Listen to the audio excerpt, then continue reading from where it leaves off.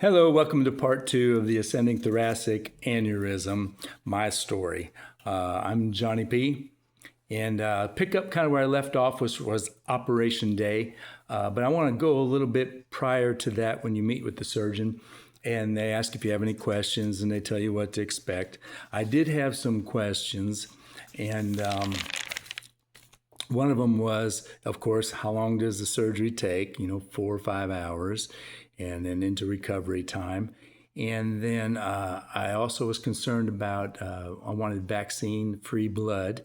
She couldn't guarantee that, but the blood had gone through tests and everything was good that way and as best it could be. And what is the worst case scenario would you rather have?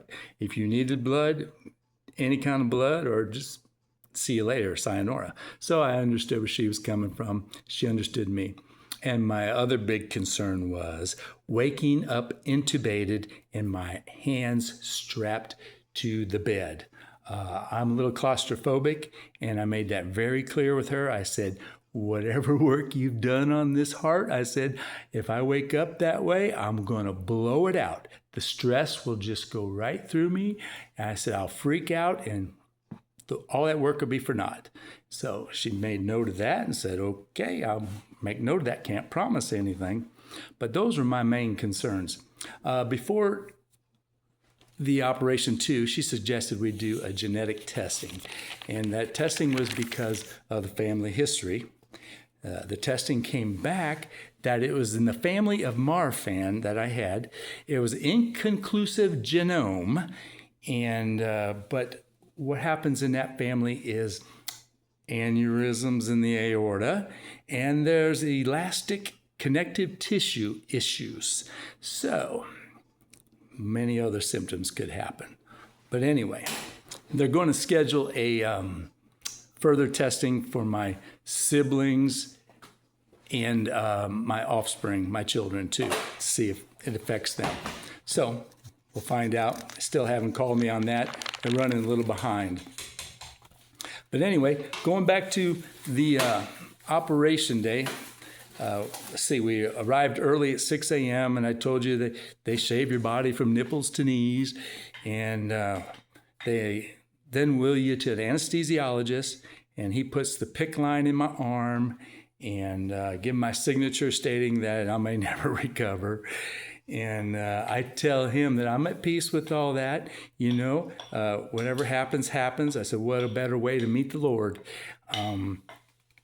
So I told him my big fear was waking up intubated and strapped to the bed. He made note of that, and he said, there's no promises, but I'm going to sincerely note that.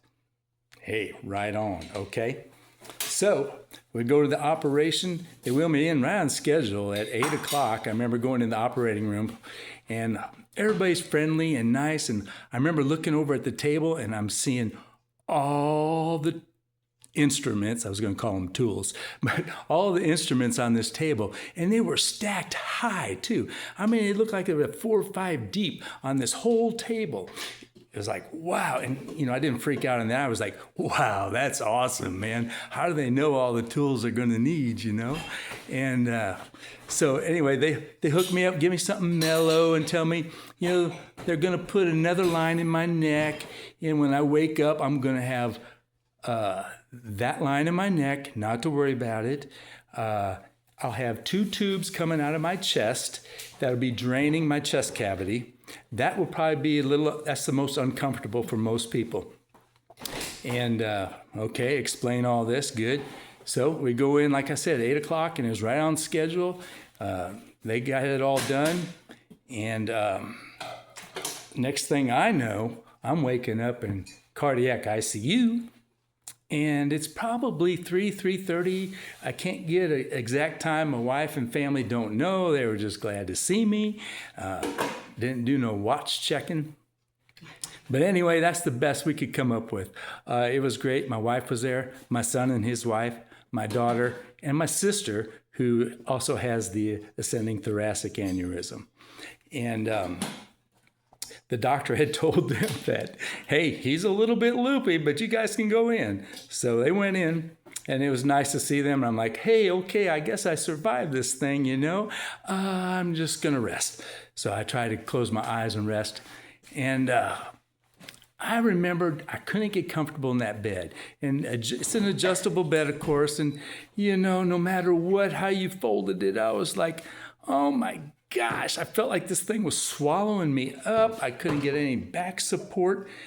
And so at 5:30, I called the nurses and I said, can I get up out of this bed and get in that recliner? Because they had a brand new, nice recliner in the room. And the nurses looked at each other, bright-eyed, and were like, wow, this never happens. We always got to force people to get up, you know? And I'm like, no, I want my butt out of here because this is uncomfortable. So I get out and go into the chair. And I didn't know it at the time. Okay, I had the tubes in my chest and all. And every time you take a breath in, that spot is what hurts. It's lower under your breastbones there and your ribs. And, you know, every time you take a breath, it's just rubbing in there and irritating you. And I wasn't really in pain, but it definitely let you know that it was there. And just very uncomfortable. And looking back at the pictures now, I mean, they had so many wires hooked to me, and on that little tree that's behind you, there is probably 9 machines and gizmos on there, and all those wires running to you. I had no idea that was there like that. But anyway, so I impressed the nursing staff getting into that chair. And like I said, that lower rib cage really hurt. And then I noticed my bottom lip was numb from about here to here. And when I told the doctor and the nursing staff, they thought, well, that's really weird, you know? No. And my chest was all numb, which was good. I didn't want any pain from that. And so we kind of rested at that. And then the next day, I get up and I have no chest pain, just at my ribs mainly. When I breathe in, that hurt, you know. I got up and did some walking, and I walked 3 times that day. No, I had no appetite, and nothing sounded good. And of course, you're on clear liquids only at that time. So they did bring me some broth, and actually the broth tasted really, really good. But it was like kind of forcing myself to put it in. I'm like, well, it tastes good, but it just feels like there's no place to go with it. And all that is from the anesthesia, you know. And me and anesthesia gets along pretty well, but it still didn't, you know, work very good for me, appetite-wise. Let's see. Yeah, the next day my lower lip was still numb. And then, the operation was Wednesday, so that was Thursday. And then Friday come along. I had my first walk in the morning done by 9:20 in the morning. Get out there and doing that walking. Breakfast and lunch, clear diet only. On Friday, they removed the catheter. I didn't mind the catheter in. You know, everybody says, oh, it's terrible. No, it's very convenient to have that catheter, and you don't have to get up and go pee or nothing, you know. So it didn't bother me. But anyway, they removed the catheter, and then late morning, and then late afternoon, they came in, and praise the Lord, they took the chest tubes out. And that was weird. They said this is probably the most painful thing. And don't get scared. It's really not painful. It's just super weird feeling because you're numbed up and everything. And I had 2 attendants come, and, you know, they get the stitches under those tubes and they prep it to sew it shut when the tubes come out.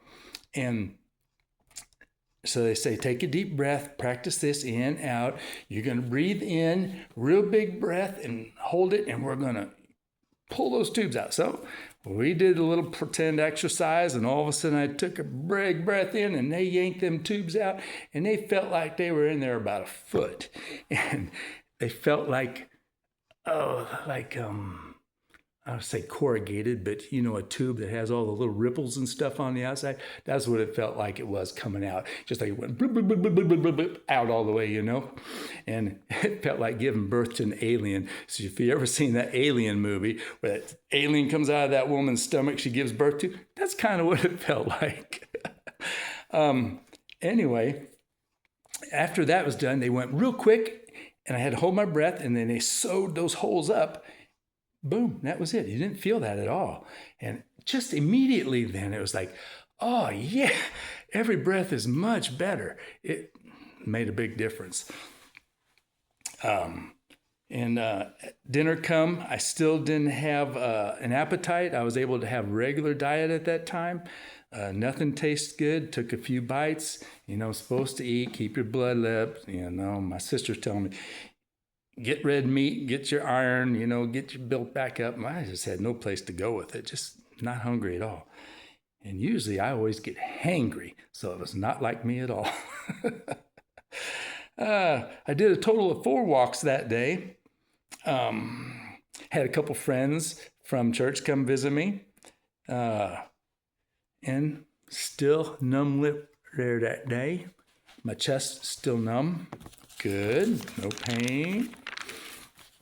Then Saturday, the food still had no taste. I felt much better that day with the tubes removed. I had 5 walks that day around the place. Had an x-ray done. They're checking everything, for your chest x-ray.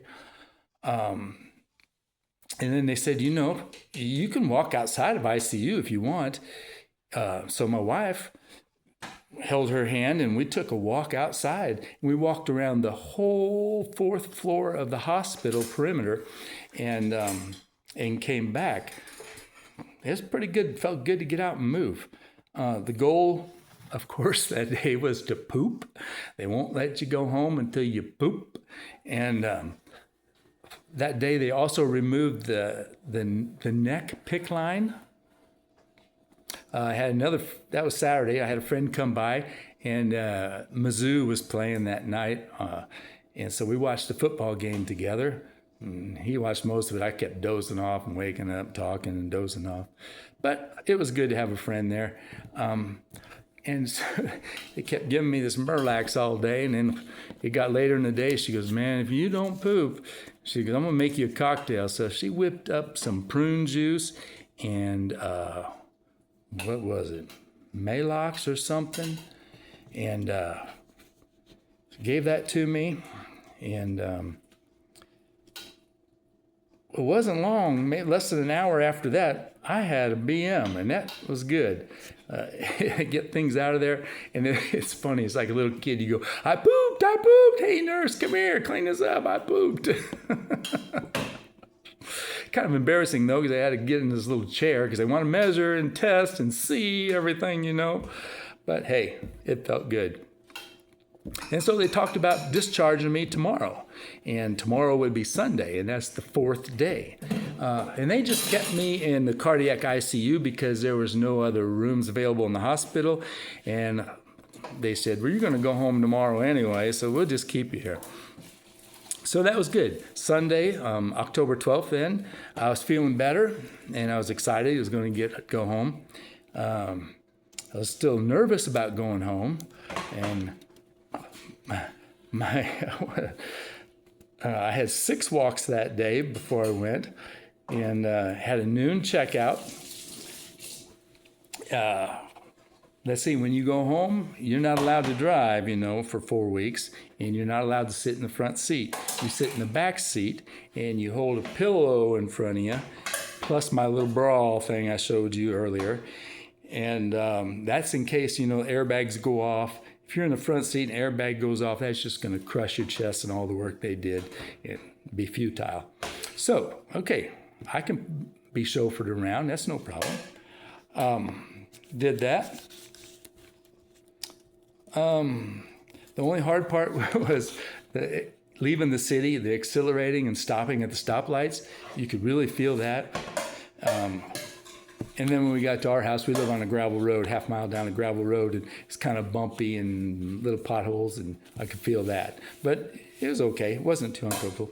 I got home and got in some comfortable clothes, and that felt good. And sit in your own furniture, in the recliner. That was great. And you work on your breathing exercises. Could you bring me that, honey? Those 2 things. Hourly, because that's really important that you don't want pneumonia building up in your body, So work on those breathing exercises all the time. And thank you. This is one of them here. This one, you inhale. This one is exhale. So you're doing this the whole time in the hospital too, those 3-4 days that you're in there. But anyway, yeah, you just go.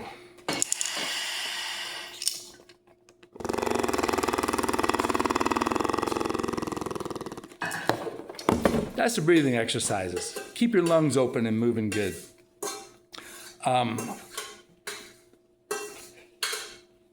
It was weird coming home that day because the first night you're getting home, you just, all these nurses, all this attention. It was almost like the first night you bring the baby home from the hospital, that's what we felt like. Like I was the big baby and am I going to survive through the night? Are we going to kill this thing or not? It felt just like that. If you all can remember that. The food was much better, but still no appetite, I watched the Chiefs football that Sunday night, and the Chiefs were ahead the whole time. And so I had no anxiety, I didn't think, but it's towards the fourth, it was in the fourth quarter, and I could feel my pulse quickening, So I got my wife up, and this was like 10:30 approximately, and we monitored it, put the blood pressure cuff on and checking your pulse and blood pressure. And my heart rate was at 122 beats per minute. They want you under 100. So, and if you got it over 100 and it stays there, you're supposed to call the hospital or go to the ICU. I'm like, oh, great. Here, take the baby home the first night and you got to run back to the hospital. But we kept it, I turned off the TV, tried to talk myself, settle down, mellow out. So pretty soon it lowered down to around a little over 100, and then 99, and then 98, and then 95, and then it kept going down. I was like, oh, thank you, Lord. I don't want to go to the hospital. But it's amazing how much your system gets worked up watching a football game, and you don't even realize, and it gets that heartbeat going. So that was kind of a scary thing. Another thing I might have done bad was that afternoon I had a cup of tea, and then that evening I had some kombucha at dinner time. And maybe that was too much caffeine in my system too, teaming up with the football deal.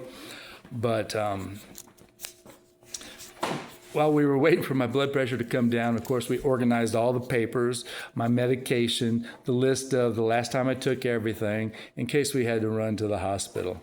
But I was laying quiet and started thinking, it makes your pulse race. But I still had no pain, so, that was good. So we got through that. The following Monday, get up. I'm taking Tylenol for pain medicine. I'm taking 1,000 milligrams every 6 hours. I had gotten up, to go pee about every 2 hours. It was pretty aggravating, no real rest. You weigh yourself before you go to bed, and you weigh yourself in the morning. They want to make sure you're not retaining any fluids or fluid buildup in your body. So that's important. You take your pulse 3 times a day, record your weight. They don't want you to gain all that water weight. My blood pressure and pulse was good. That morning I ate good breakfast. Oh, that tasted good. Those real eggs are so much better than the hospital powdered scrambled egg stuff they feed you. It tastes so good. We pretty much had the schedule down pat then. And some of the meds they gave me, I started to cut back down on them a little bit, They give you a whole list of stuff. You got to take something to keep your heart in rhythm. You take something to keep your pulse rate down. And you're taking painkillers, they're taking a baby aspirin every day to thin your blood and stuff like that. But I kept doing the breathing exercises as far often as I could. Let's see, we had scheduled a follow-up appointment on this coming Friday there. I've been home. I'd be home, 5 days? And they wanted to, they're going to check you out and see how you're doing, follow up on that. And when I was up standing and walking, I kind of leaned against the wall and it felt like there was a pillow behind me. And I'm like, what is that? And the top half of my butt was numb. And I guess that's from all the laying around you do in the recliner, in the bed, in the hospital and stuff. Yeah, just kind of numb and tingly. It's kind of really weird. So,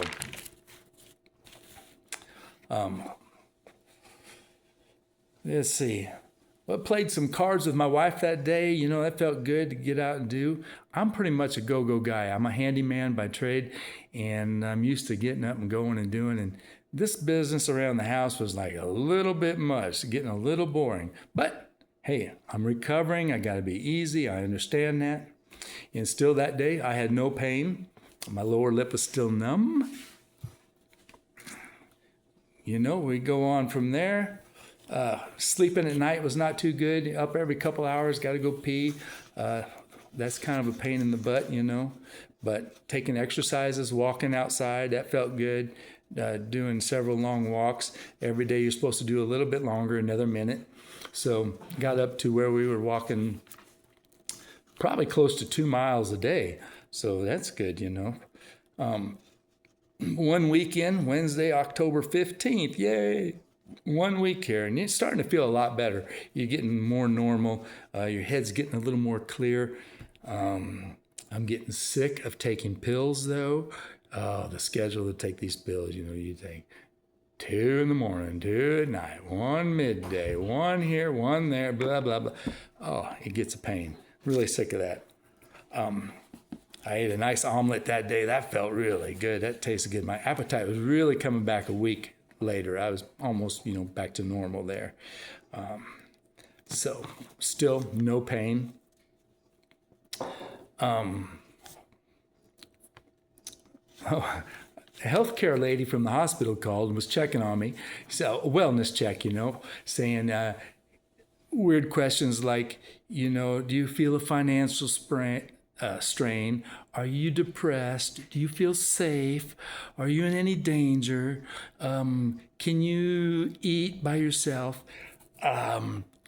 Bathing, are you able to bathe? And I told her, hey, that's the best part. I said, I got my wife gets in the shower with me and gives me a bath. I said, ain't been that good for years. And she just died laughing. Made her day, she said. But it's true. It's nice to have somebody wash your back and everywhere you can get, you know. But it was good. One thing that you do notice, you have a heightened sense of your heartbeat. When you lean back, rest against the recliner or whatever, in the back of your neck, you can feel your heartbeat just go bump, bump, bump, bump, bump, bump. So you really got an awareness of that. And notice that when I walk, that if I talk at the same time, I get a little shorter of breath. I got to breathe a little heavier. So I try not to talk too much. And that is a few more days, and then it was pretty much back to normal after that time. Here I am a week into this, and my top part of my butt's still numb, and my lip right there still numb, aggravating. You're eating good by then. I still have no pain. Still having problems with the pooping part, you know, taking medicine and stuff and getting a good bowel movement going. You're sleeping, still not too good, on and off, on and off. On Friday, the October 17th, when I had to go back to the doctor, I met with my new cardiologist. My surgeon handed me over to a cardiologist who's going to keep track of me from here on out. Everything was good. She scheduled an echocardio on November 5th at 11 a.m. They called me, wanted to move that up. They said, no, we don't want to wait that long. We want to get it done. So went to that already the other day. That came back good. It just showed that there's a little bit of water around the sac of the heart, which they say is normal because they cut that sac around your heart, sew it back up. It's been traumatized. That's just normal, but everything else looks great. So no problems there. So probably want to know what this looks like here. This is what it looks like 3 weeks in. Still got the original tape on the front. These two spots here were where the chest tube was, that painful part. No pain there. My chest is numb right up here. From the incision to the nipples are numb. The nipples are fine, normal from that out, and this is weird, but hey, I'd rather be numb, like the doctor said, than hypersensitive and have pain. So that's the way it is. They cut through a lot of nerves in your chest, and it's repairing itself. Yeah, so, but this lip, here I am 3 weeks into this, and my lip is still a little numb. It's about 60% better than it was. I can feel it getting a little more sensitive, lively, but still a pain. But that's kind of where we're at right now, 3 weeks into this thing. Oh, I wanted to tell you too about the operation. I did a little research on that, and it's pretty cool what they do. They put you on a heart-lung machine, and they start cooling your body down. And I read that they can cool you down to 68. And I asked my doctor about that. She goes, oh, we didn't have to cool you down that far, you know. And we cooled you down to whatever, and they give it in metrics or whatever, you know. I think, but I figured it was like low 70s. And you're on a heart-lung machine, and the blood's going through there. They cut off the aorta, put the graft in. The graft is a material product, and they did not have to give me any blood. I asked her about that. She said, no, but we gave you 2 rounds of platelets, because when you hook you up and start pumping you full of blood again, that material soaks up all the platelets. So we had to give you 2 rounds of platelets to make sure that your body has plenty to heal itself. I thought that was pretty cool. I didn't read that anywhere.